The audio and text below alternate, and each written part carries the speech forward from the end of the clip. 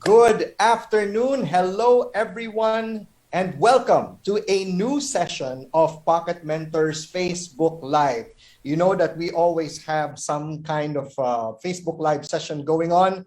And here, this is where we actually invite one or two of our mentors to share their knowledge, tips, and experiences.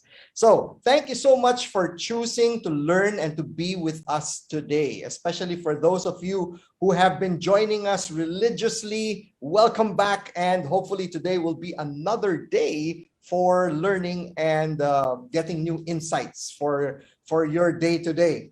And for those of you who have just tuned in and this is your first time, welcome, welcome, welcome. And we hope that also today will be something for you to take home and something for you to learn and enjoy at the same time. So for today, we are always thrilled and grateful every time we are able to hold this session with you. So especially now that we find ourselves on this ECQ lockdown, right? And that's really what's happening right now. And who knows, right? Who knows? We are in the now normal. This is how things are going to be for quite some time, and somehow we've gotten a little bit used to it. And with this ECQ once again and the onset of the Delta variant, they're causing so much fear, anxiety, and pain to all of us. And you know, we all feel it. We're with you in this. This is a collective thing that we are all feeling. So it is during these times that it becomes more important for us to stay connected, to create a positive and helpful environment, and to continue engaging and feeding our minds. And that's why we're here, not just our minds, but also our hearts and our bodies with the right kind of stuff, okay? With the right kind of stuff, especially here on Pocket Mentor, you get that stuff, right, from our mentors. And this is why we do what we do here in Pocket Mentor Live for all of you for free. Now, for those of you who have just tuned in and don't know really what Pocket Mentor is all about, Pocket Mentor is really all about how we want to empower people through continuous learning. So to lead Filipinos in living a purposeful life by making learning more accessible, available, and engaging. And so we collaborate with companies and organizations to sustain engagements, whether with employees, partners, or customers, especially during this time. Now's the time for you to really look into Pocket Mentor because there's so much that you can learn from our platform. And how do we do this? We do this through our network of industry experts and practitioners who are likewise on a mission to share their wisdom and knowledge, to inspire others and make a difference in lives. Someone like our mentor today, who has dedicated his life to helping people stay healthy and fit. Okay, so he is also fit as well. And with that, let me now introduce our mentor for today. So he is the head coach and program director of 360 Fitness Club Manila. He is a certified strength and conditioning specialist, a master trainer for trigger point therapy, SMRT core myofascial compression techniques, and power plate vibration training. He is likewise a consultant for corporate wellness programs. He is a personal trainer for people of all types, including athletes, children and teenagers, and older adults. So folks, please help me send your messages, right? Please help me and send your messages to our comment box. And let us all welcome Coach Chappy Callanta. Thank you, Sir Ravi. Thank you for that wonderful introduction. I hope you are well. I hope you are healthy at home. Yes, we are doing my That's best. good. That's good to know, as we all are, especially during this time. Yeah, so like what Sir Robbie, Tito Robbie said, this is a very relevant topic talaga nowadays, especially since we are all stuck. You know, we're all stuck at home. Like me, I don't use a virtual background so that you can see that I'm really home. Nothing's nothing's magical here. I'm on the foot of my bed, and I'm going to be talking about fitness, staying fit, and the concept of fitness sometimes gets lost. Kasi sometimes the concept of fitness is more of like what you see on magazines, fitness magazines, what you see on fitness influencers, what you see on TV, on movies of what a fit individual is. And nowadays, really, it's definitely more than what you see, although that's very important as well. Another aspect of fitness is really health. And nowadays, that's really a premium. If you can't stay fit at home, then it's going to be difficult to stay healthy at home. Those two go hand in hand. Fitness is a spectrum. It's not just having muscles. It's not just having less body fat. It's not just appearing fit, as the word might be classically defined. Fitness really is a whole spectrum of different activities, different ideas, different concepts, and they all really relate to one goal, and that goal really is health. That's why when I look at fitness, I don't necessarily think of it as, people need to lose weight, people need to lose body fat, people need to get stronger, although all of those are important. The end really, it's really how healthy you are. And today, I hope that I can answer that question, because I know some of you might be asking that question. How will I know? Okay, so one way is, of course, our annual physical, checking with our doctors. But what can you do daily so that you can ensure that you're in tip-top shape? Something that, if you're maintaining, let's say, your car, something that you don't just do every year, something that you really try to put some time apart so that you can know if you are functioning properly. Okay, so I have a short presentation. So can the tech? Yeah, there we go. Thank you very much for that. Okay, so the title is really staying fit at home. Very very simple. But before I even proceed to that, here's a hard fact, guys. Hard fact: one in every five people in the entire world do not get an hour of exercise per week, and not just that's not per day, which is what's recommended. We're trying to recommend 30 minutes to an hour of daily purposeful exercise. But the reality is, if you look at the statistics, one out of five people don't get an hour each week. And that's very alarming. Because exercise in this context, purposeful exercise, when you're really trying to set aside some time for yourself, for tuning yourself, so to speak, we don't get that. And when that happens, what happens to a machine or a car that we don't maintain, it breaks down easily.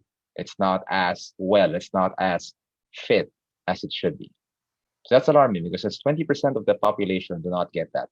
And and there's even a more alarming situation when you're looking at how many can get 30 minutes to an hour per day. So I'm asking you guys right now, can you honestly say that you're getting 30 minutes of physical activity, purposeful physical activity? Because some of us might be in careers and in industries where you're walking around, which is good. I'm going to talk about that later. But are you setting aside 30 minutes at least every day so that you can fine tune your body through fitness? Okay. Maybe you can answer in the comment section. But that's the first hard fact.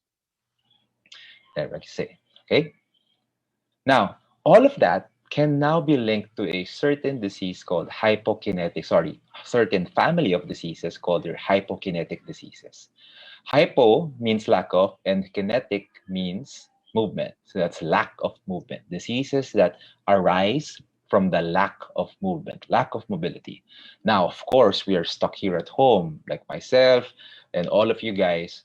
We have to find ways so that we can increase that movement on a daily basis.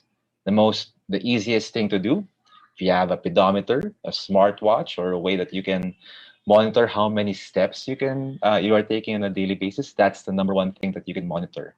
Monitor the number of steps. Now, the WHO recommends 10,000 steps per day. Now, of course, we're living in a smaller situation right now. All of us are. We're not outdoors, which is sad. But that doesn't mean that we have to stop or we should stop that activity. So my tip, if If you have that smartwatch, if you have a pedometer, even if you have your cell phone, right? You're always the man, you always have your cell phone. Those things have step counters. The first step, so to speak, is to find out how much are you walking on a daily basis. Assess yourself. This topic also about assessing yourself and be honest with yourself. Most of the time, that number might be anywhere from 2,500 to 3,500 steps. That is the average most of the time. What we're trying to achieve is to bring that number slowly up. I'm not asking you to get to 10,000 steps right away. That's not very realistic if you're averaging 1,500 to 2,500.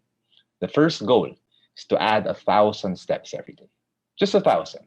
1,000 steps every day and do it for 7 to 14 days straight. That's your first goal. If you get to 7 days, if you feel like, oh, I think I can do more, then add another 1,000. You're consistent with another 7 days, add another 1,000. Don't push all the way to 10,000 if you're far away from that. Okay, so that's the first goal. That's the first challenge for you guys. Get that step count higher because the alternative is again these hypokinetic diseases. I don't want to name them anymore, but those are the diseases that kind of scary. We don't want that in our bodies.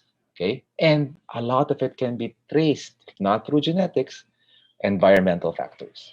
And part of the environment is how active you are. This is already the second leading cause. These family of diseases are already the second leading cause of death. So it's very, very serious stuff. We have to keep on moving. Our bodies were made for that. But of course, we're all stuck at home. All of us are stuck within our four walls in our home. Some of us are bigger, have bigger homes. Some of us have smaller homes. Some of us have average homes. The idea is what can we do within that space? And there are a lot of things that we can do if we put our mind to it. But first, of course, we need to start. Look into our daily routines. Look at the far right. So most of us think that, let me go back. Most of us think that if we exercise 30 minutes a day, if we exercise, or let's say even 30 minutes 3 times a week, okay, we already checked that box, we can now move on. But I'm not talking about that. That's all well and good. I'm talking about what might happen or what's happening outside of that 30 minutes to an hour of exercise. Because this is where some people fall into that trap. They check that box and then they think, okay, I'm good for the day. I can spend the rest of the day in my chair working. I can spend the rest of the day on my couch watching TV, watching Netflix, relaxing. I can spend the rest of the day eating. I can spend the rest of the day on my bed. Nothing wrong with all of these factors. This is how life really is. In fact, if you look at it closely, this is what a typical day might look like. You're asleep for hopefully a third of the day, and then on that green slice of the pie, you have your work-related activities. So everything that you do for a living, you eat. Some of us forget that we actually eat. That's a small slice of the pie. We have exercise, hopefully, in that small silver slice of the pie. And then what's left are what we call lifestyle related activities. Non work related, non exercise related, you're not eating. So, what are you doing in that red slice of the pie? Are we just mostly relaxing? Are we just mostly sedentary? Are we mostly not active? This is sometimes where people get stuck because they think, I already have exercise checked. I exercise today. Why don't I see any progress? Well, look at the other parts of the pie. First of all, are you getting enough sleep? That's a major part of it, of overall health, really. That's the best way the body recovers. That's the best way that we can maintain our homeostasis. Are we eating properly? Or are we rushing through our food? How is our work related? How are our work related activities? Are we mostly active? Are we mostly sitting down or sedentary? How about the other activities that we choose to do to relax? Now, I don't want to come off as naninermo na ako. I'm trying to tell you to do things differently. What I'm trying to tell you is to look into your daily routines and judge for yourself because I'm not going to judge you. You're the only one who can judge yourself. Judge for yourself if you are actually getting enough physical activity during the red and green parts of your day? If your answer is yes, congratulations. If your answer is no, then what can we do to address that problem? Because again, even if we have that small silver sliver of that pie checked, we have a whole lot of day left in us. And we have to make sure that we are physically active for the majority of that day. So how do I start? So I've just presented to you, certain facts, maybe hard facts for some, but really, you know this already. Especially, I don't think you want to talk about the benefits of exercise because everybody should know that exercise has its benefits. So that's not the topic. The topic really is how do you start? So we have here the quote from Zig Ziglar: "You don't have to be great to start, but you have to start to be great." Okay, so I hope that moves something within you. But really, we have to be practical. A lot of my clients, they started off, I want to exercise. I want to be, no, sorry, I want to be fitter. I want to lose weight. I want to be stronger. But then they always get stuck with how do they start? And more importantly, how do you keep it going? So I introduced to you this concept. It's called the habit loop. When you talk about exercise, we talk about habits because really, exercise is one of those keystone habits that you can develop. When I say keystone, it means that they lead to even healthier habits. And it's been proven that if you have an exercise habit, generally, and in the majority of the time, you will be a healthier person, you'll have more healthy habits. So we want to break this down because really you want it to be automatic in the end. When you get exercise to be automatic, like you wake up, okay, it's time for exercise. There's nothing stopping you. There's no barriers in your head because everything's automatic already. Then that is when exercise becomes sustainable, regardless of the ECQ, GCQ, or whatever Q we're in. With exercise is becomes automatic, then whatever situation we are in, we'll find a way to exercise. But first, you have to look at this concept. And you always start with the reward. It's easier that way, guys. So the reward in this particular example, I put a glass of wine. Just one, okay? One glass of wine. It might be different for you. I'm using an example that I use for my client. For her, she wanted to quote unquote earn that glass of wine. So that became our reward, a very tangible reward, something that she can point to and say, I'm looking forward to that, but there's something I have to do before that. So she started with a reward. Your reward might be different. So for some people, it's abstract, like the way they feel after a workout session, like the endorphin rush that they feel. For some people, it's very tangible, the way they look in front of the mirror, their weight. For some people, it might be even more tangible, like a certain prize. This is why Biggest Loser contests are very popular because there's always a prize, there's always a reward.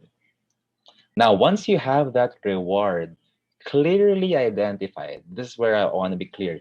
You have to clearly identify that reward. It can't be like, I like that feeling. Okay, what feeling? You have to be very specific because it's not going to work if it's not specific.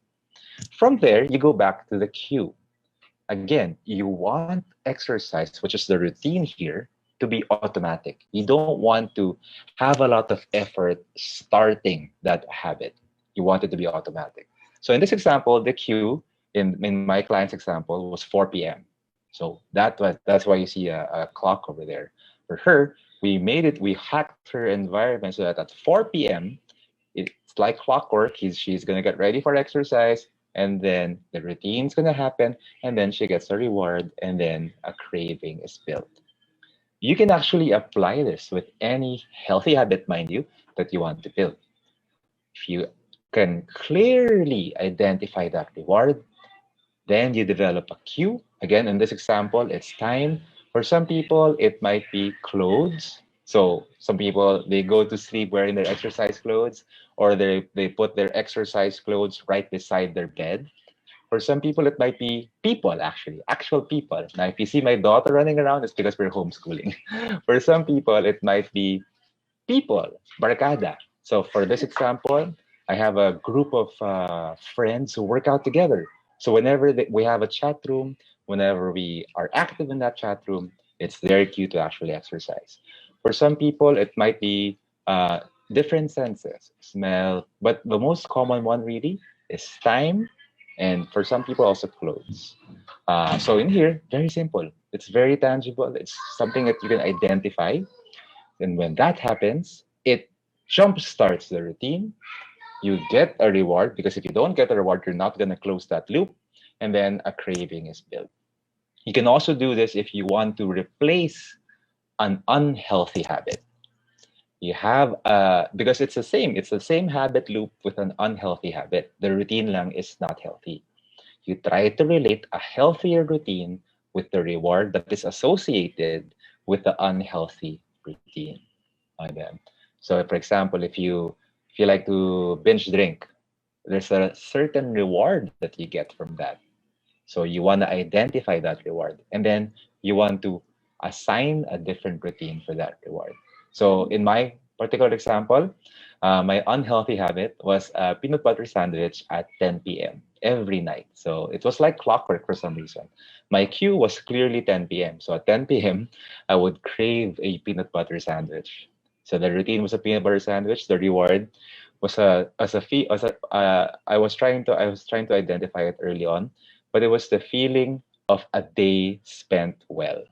For some reason, I related it to a peanut butter sandwich because growing up, I guess I liked peanut butter sandwiches. So I was able to, it took a while, but I was able to replace that unhealthy habit into something a little bit more healthy, which was meditation. Previously, I changed it pa nga into 10 repetitions of push-ups. Like if I get that cue, I do 10 push-ups and then I relate it with the reward. But it takes some effort. But again, it's a structure that is present in every habit that we have in our lives. So if you can really work this out and really make exercise automatic, then it will be very, very sustainable. Here's some action points. Keep a journal of your daily routine with or without exercise. It builds awareness. Really, guys, at this level, I want you to build awareness first. Because maybe you're doing things right. Maybe you're getting enough activity. Maybe you're not. The only way to tell is if you are aware of yourselves. Be observant of cues that prompt you to do a perceived negative habit. So, example here is binge eating.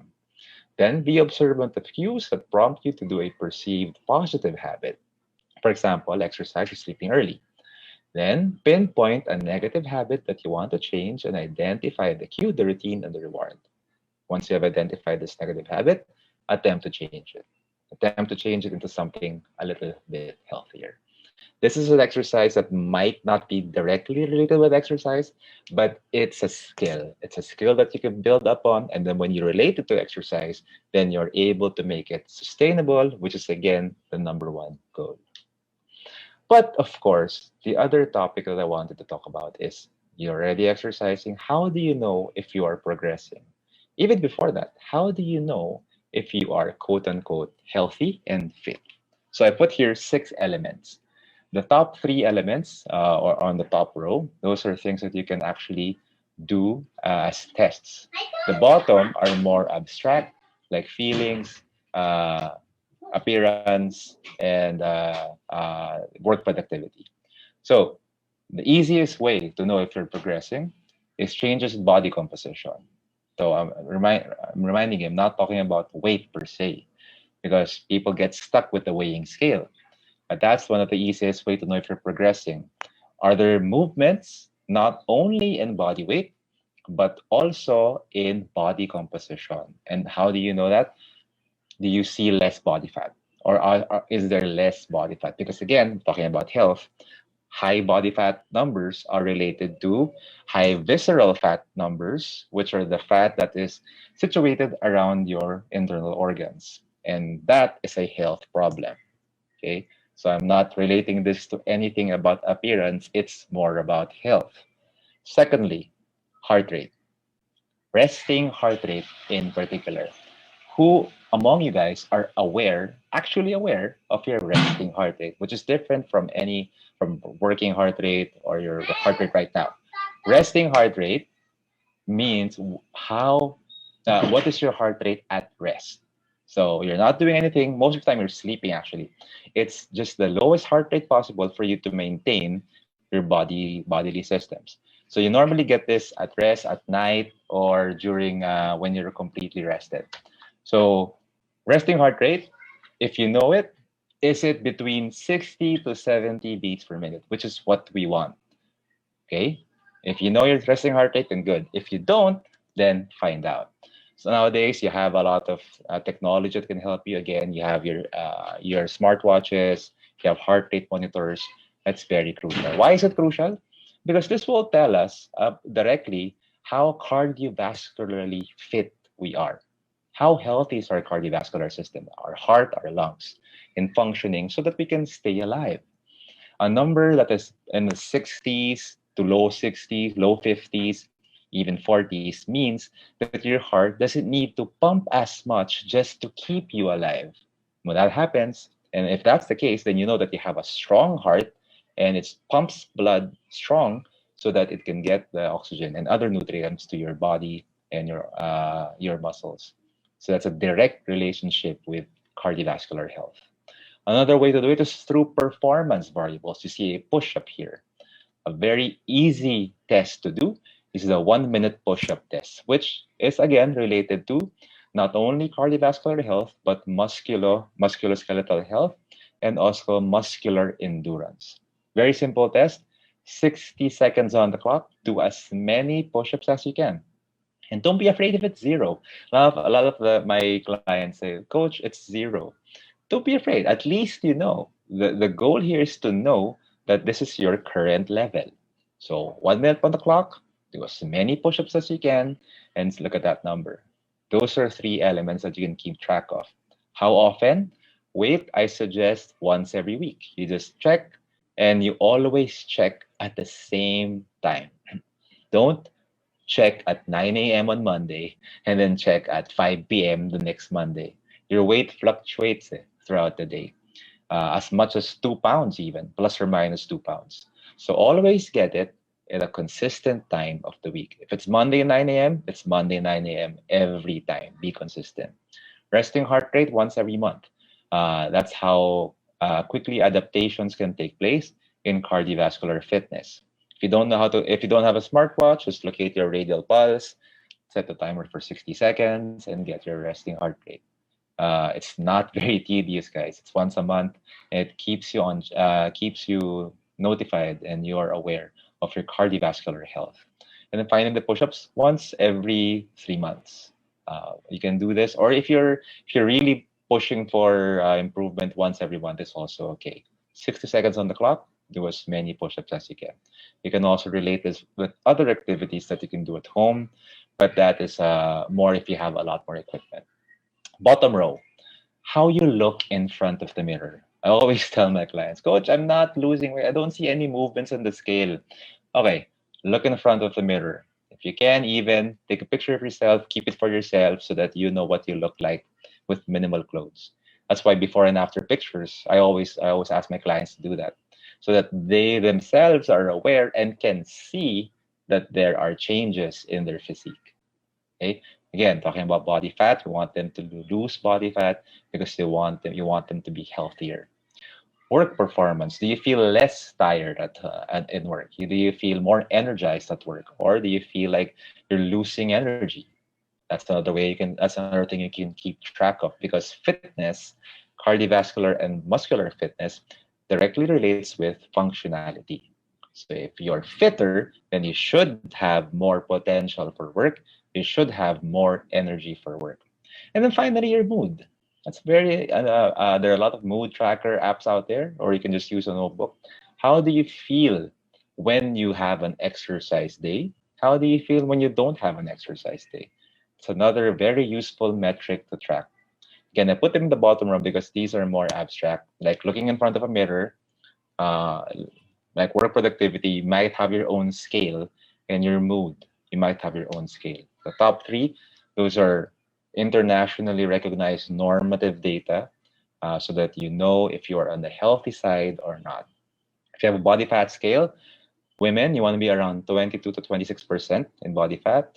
For men, you want to be at around 12 to 18% body fat. The lower the body fat is, the better it is for overall health. But you don't want to be in the low tens or low eights. That means that you're meron kasi there's also such a thing as being under fat. All right. Um, Katek, can you take out the screen share? Because I'm done with the presentation. Okay, thank you. There. So through all of this, guys, what's important really and what I'm harping is self-awareness. Really being self-aware of yourself before you even begin an exercise program. Because it's hard to start if you don't know where you are starting from.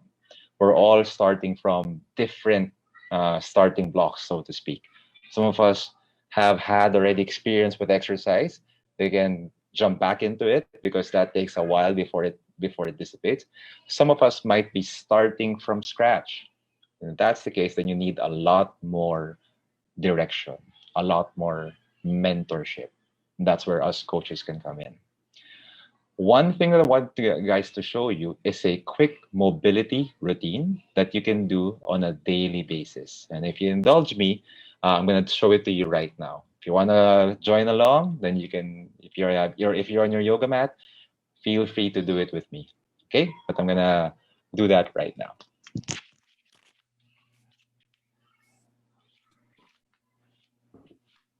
Okay, hold on. Okay, so I have a small room, sorry. Yeah. So you start off at the edge of your mat. And the first thing you're going to do, just raise your hands up and then reach for your toes and then go back up. Okay? Do this for 10 times. You don't want to do it too fast because if you're doing it too fast, then you're not really feeling that stretch. Again, this is a mobility routine. Most of us are stuck and you want to add as much movement as we can. 6, 7, 8, 9, and last one, 10.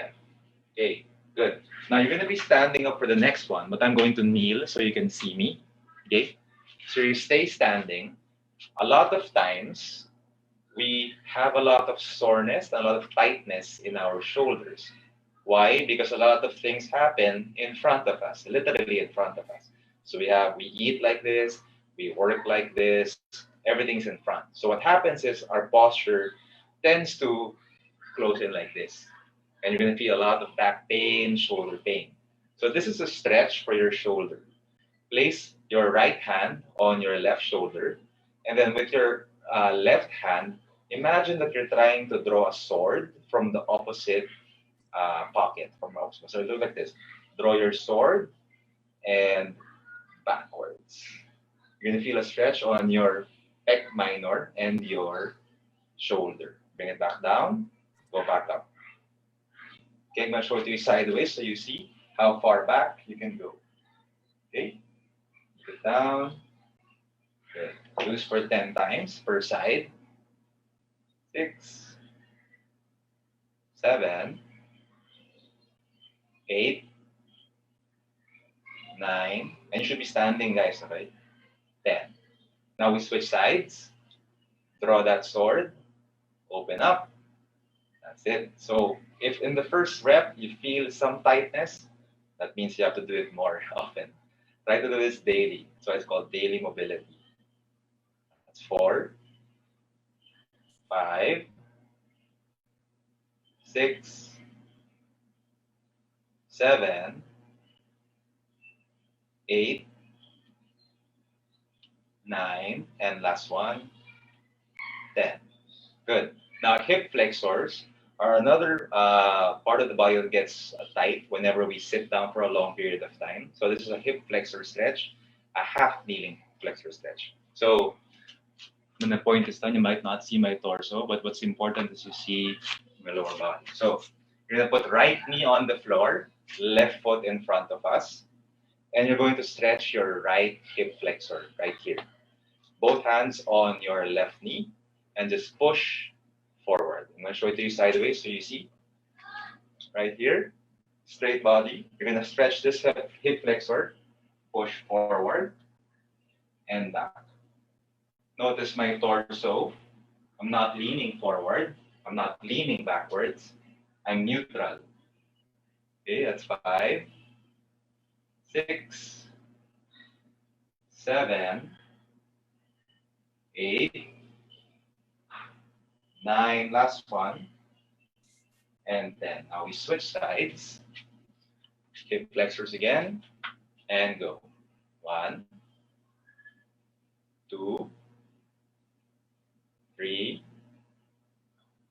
4, 5, 6, 7, 8, last 2, 9, last 1, and 10. Good. Now both knees are on the floor. We're going to do 3 stretches that might sound like yoga stretches because they are. We're going to go into a child's pose, a cobra, and then a downward dog. So I'll just adjust the camera. Okay. So first of all, both knees are on the floor. Place both hands in front of you. Then just bring your hips and glutes towards your heels. Stretch your arms far and keep your head down.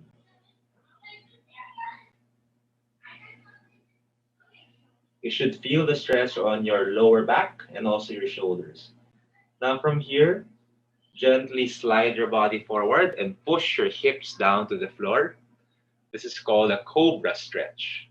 Okay? Push your hips down, hold. You should be looking in front or looking up.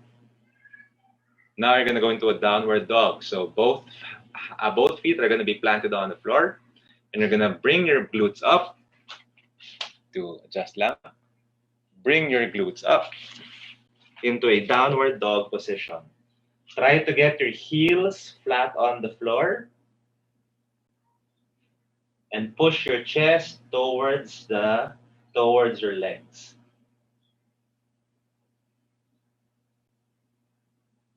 From there, go back to tabletop and go back down to child's pose and stay here until the time is up. Keep going, guys. Stay there.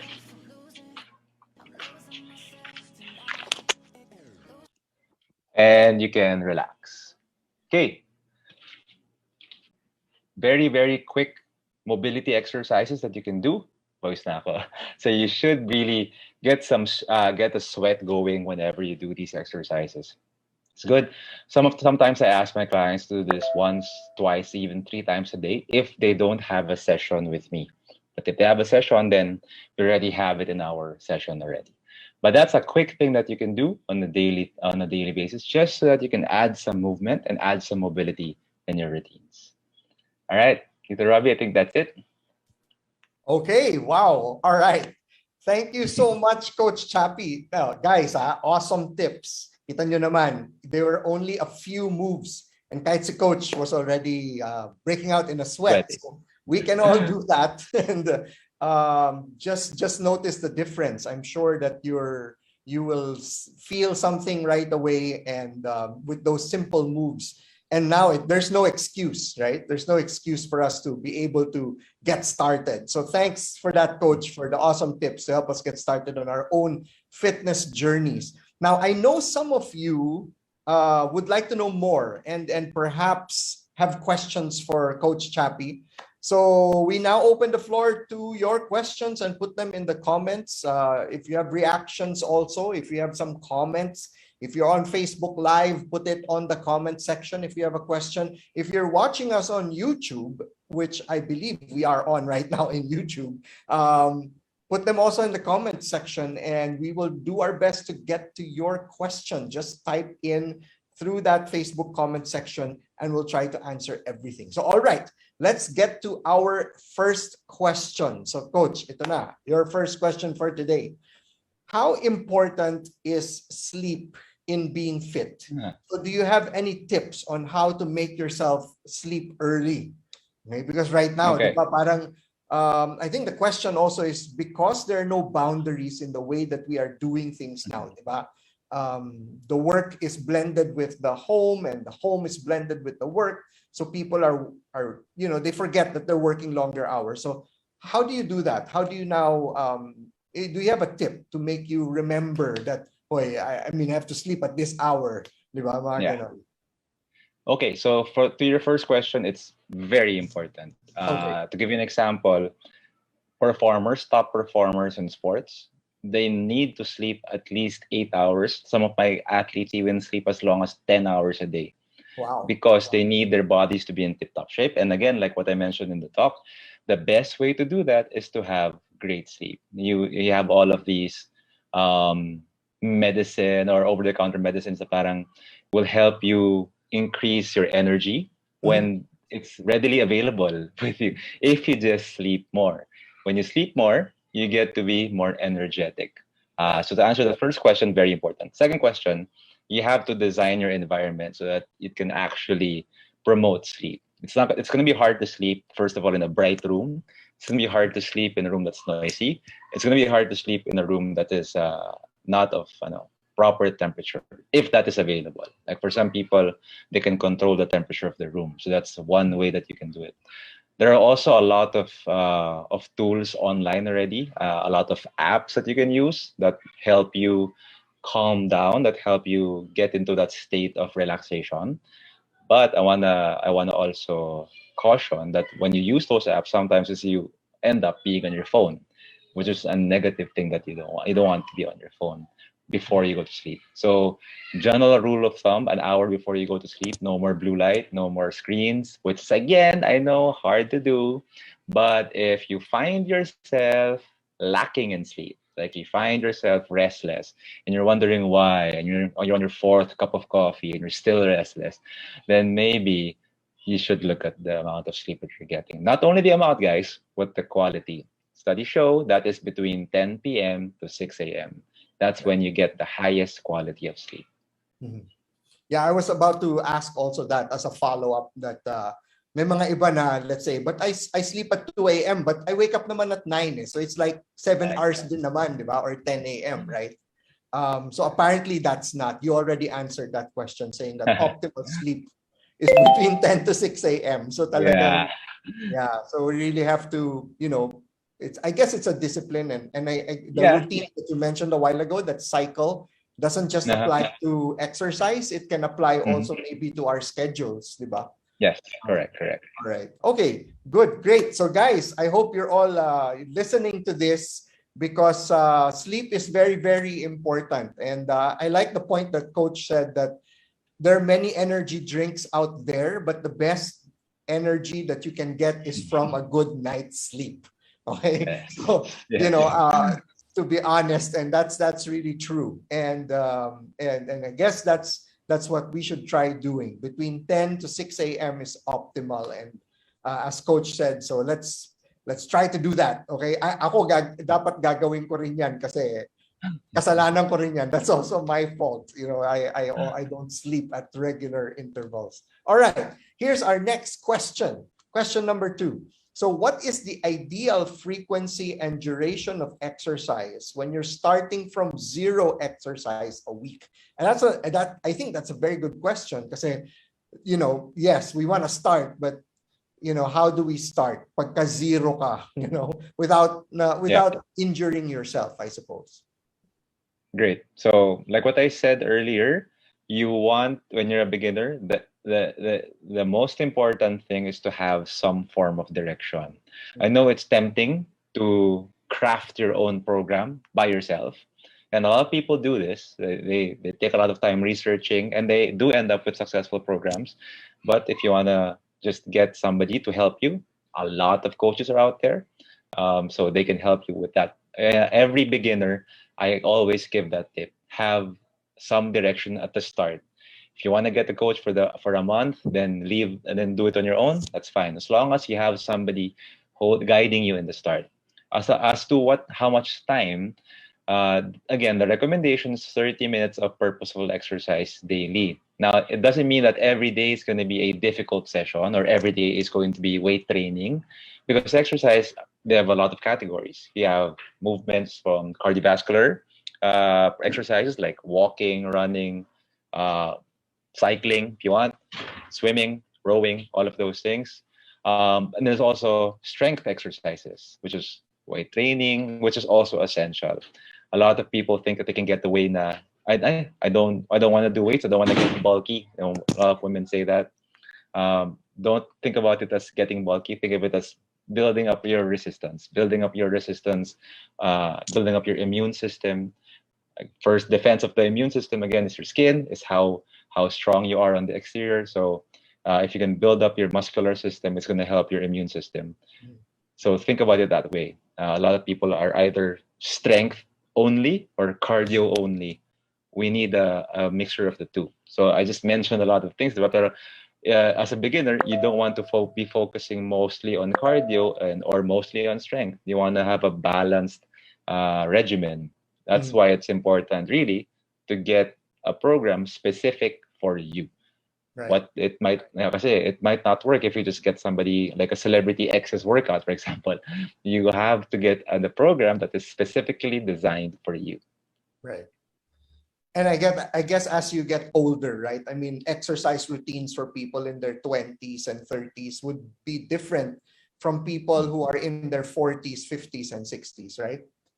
Yes, but not in the way that you might think. Because as you get older, what happens is our muscles regenerate less or on a lesser rate. So mas mabagal mag-regenerate yung muscles natin. Right. Which means we need to double, actually not naman double, but we need to focus on strength training as we get older.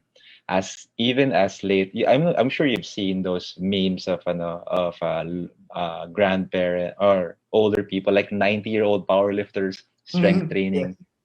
That's actually very practical kasi nga, your body starts to regenerate less. Your cells start to regenerate less. So it makes sense that you really lift so that you can promote building of muscle, building of bone, and building of strength. So as you get older, you need to focus actually more on strength training. All right, great tips. Thank you, Coach. Let's move on to our next question. So our next question is, I'm exploring to do water therapy. So wherein you just drink water all day in order to lose weight. So would you recommend this? Is it relatively safe? Okay, so first of all, I'm not a nutritionist, so I want to say that right away. But this is something that's actually pretty obvious. So we don't want to do that.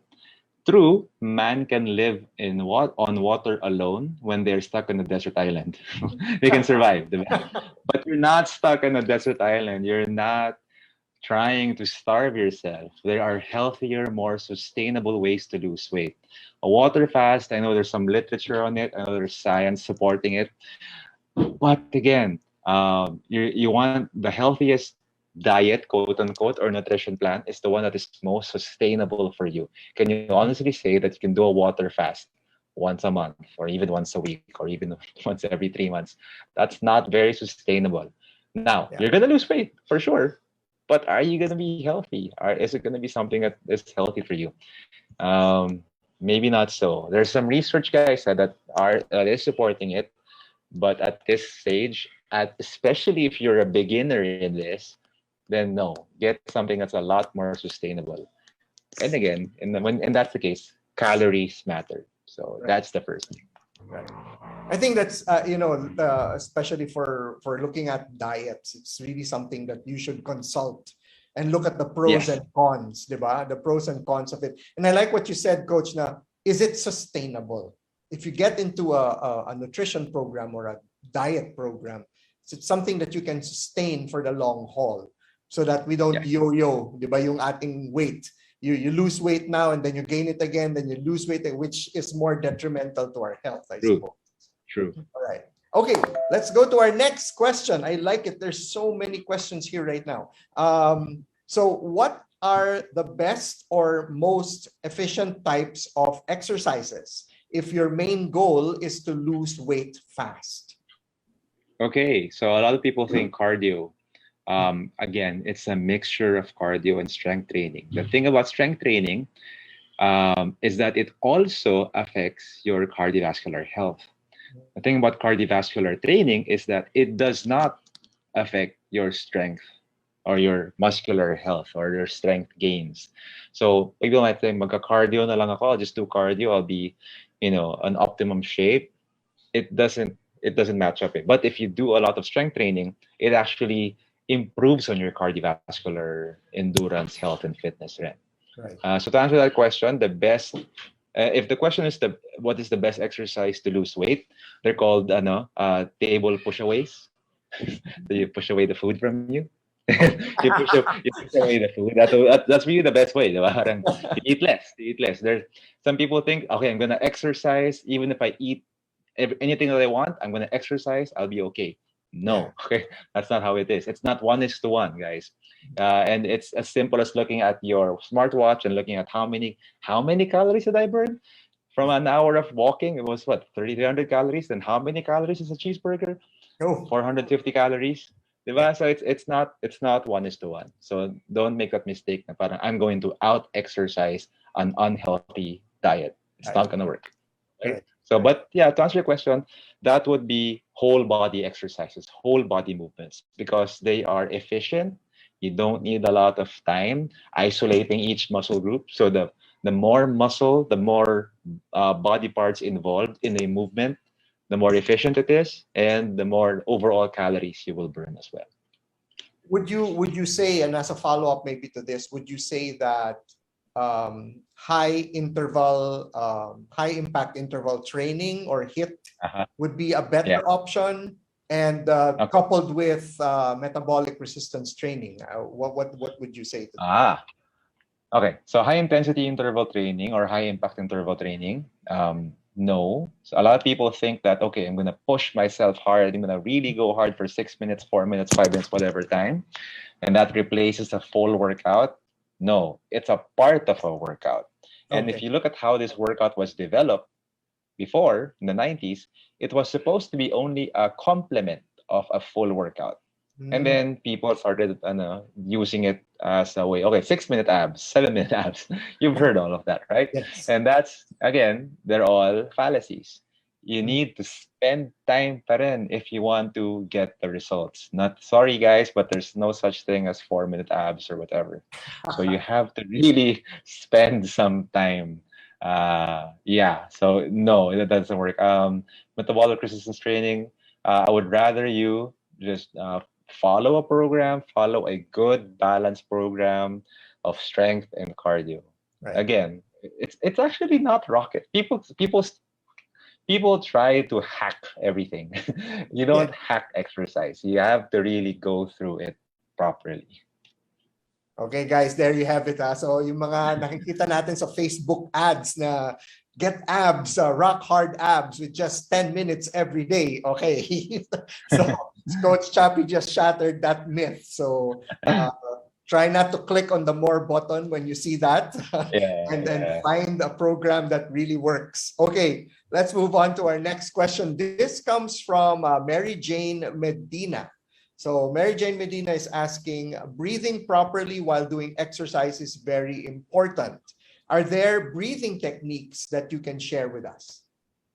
Okay, when you are doing strength training, when you are overcoming resistance, like a dumbbell or even yourself, uh, there's a technical way to do it, but that's more towards sila Hidalin Diaz. Talagang mabigat people who really lift heavy weights, twice their body weight. It's called the Valsalva maneuver. Us mere mortals, we don't need that. Okay? We just need to breathe normally. So we get stuck with that. I get that question a lot. Do I need to breathe in this way, breathe in that way? Not really. But if you want to improve on your breathing quality and you want to strengthen your breathing muscles, then you can do diaphragmatic breathing. And that's when you inhale and your stomach juts out. And then when you exhale, your stomach goes in, pushing down towards your spine. So a lot of people, they inhale, their stomach goes in, diba? Yeah. Diaphragmatic breathing, you do the opposite. So you inhale, everything goes out. You exhale, everything goes in. Mhm. And if you do that once a day for 8 to 10 breaths, 2 second inhale, 2 second exhale, not only calms you down, but it also works on your breathing muscles. On exercise, yoga and yogis will know this better. So I will defer to them when it comes to their form of breathing. But in resistance training, whenever we are trying to go through the eccentric part, pretty technical, but imagine you're doing a push-up, eccentric is on the way down, you inhale, and then you exhale on the concentric, which is pushing up. You're doing the squat, inhale down, exhale up. So it's usually when you're bracing the weight, that's when you're inhaling. And when you're exerting that force, you're exhaling. That's usually how it goes in strength training. All right. Wow. Okay. So guys, ang dami nating mga tips. All right. So no excuse for us to not start our exercise right now. So I'm sorry, this is going to be now our last question. And I know that there are a lot of you who probably still want to ask questions. But this is all the time we have for today. So this question is from Drea Marie Batatan. Okay. So what is the simplest strength exercise that we can do if we have limited time and budget? I guess because Okay. the dumbbells are not cheap, right? Yeah, you're right. You're right. Okay. No, never mind. But yes, that's a it's a good investment. But True, true, if true. if you have no whatsoever, nothing around the house, push-ups. Now I know the girls will say, push-ups, no. But when you think about push-ups, it's not just your arms that are working, not only your torso that's working. Your abdominals have to be working there as well. Because if your abdominals are not tight, then you're gonna see an improper push-up where your hips are going down before the chest. So you need to keep your abs tight. You also need to keep your glutes tight. So you have to squeeze the glutes so that when you're going down, you look like a plank up and down. So I will say push-ups if there's absolutely nothing that you have for strength training, okay?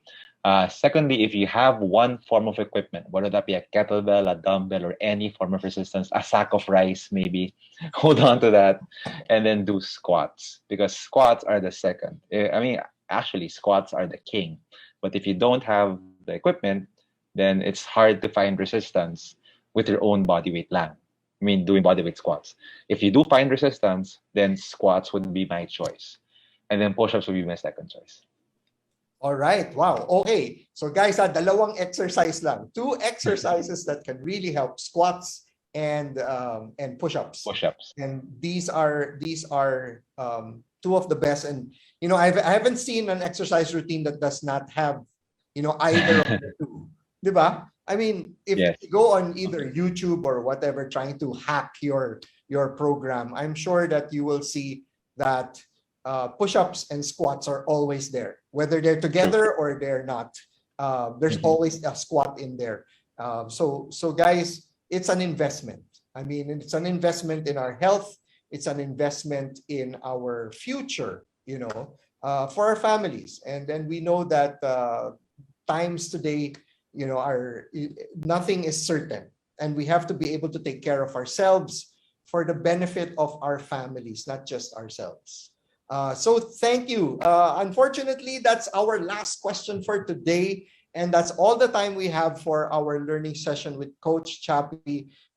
We just had an hour for today. And I don't know about you, but I've learned so much, and this reminded me really of keeping both our minds and our bodies healthy is essential. Okay, it is a must. So thank you so much to our Facebook viewers. Coach Chappy, would you want to give, let's say, some final words of wisdom, to our viewers out there before we close this session? Thank you. First of all, thank you, Pocket Mentor, for having me. Thank you, Robbie, for hosting this and for being my partner here. The one thing I'm going to leave you with is that when you see a program online, which is what we see nowadays, ask yourself, is there something that you can do for the long haul? Is there something that you can do consistently? If the answer is yes, then pursue it.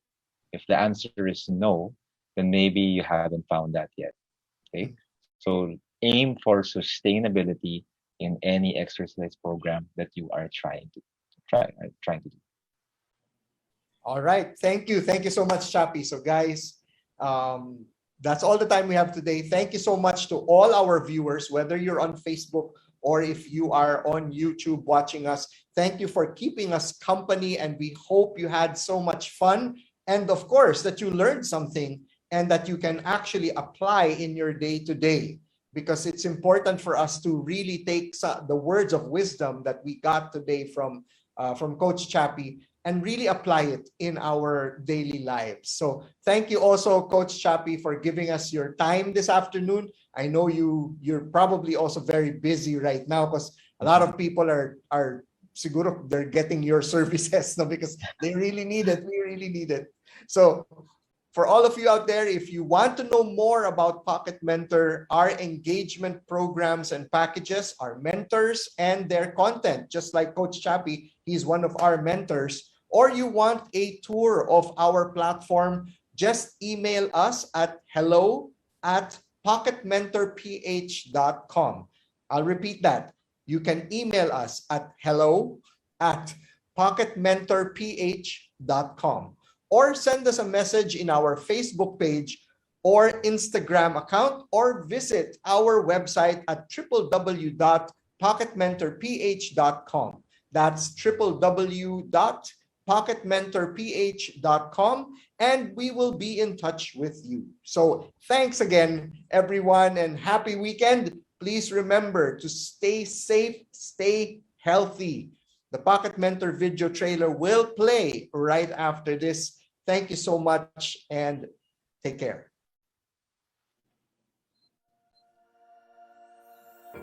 Do your employees need training? Lessons on self-improvement? Then you have got to try Pocket Mentor. Pocket Mentor is an online learning platform for your employees' personal and professional development. And the mentors? Only the best minds in the business. You learn how to create innovation objectives, how to ideate, how to incubate ideas, and then finally, how to implement your innovation. I'm going to teach you more about the importance of appearance, why you should take good care of your health, and the importance of going eco-friendly. I do hope that my sports stories help you in your work, in your relationships, and in your life. Expect me to open my heart and my mind in this journey as an entrepreneur. There will be topics that talk about authenticity, vulnerability, and even love. Listen to this guy, because this guy actually cares for what you feel, and this guy will help you solve your problem. As one spark of an idea changes an entire life for the better. All these beautiful ideas can now be contained in a device that people can bring with them. If you want a transformative learning experience, get Pocket Mentor today.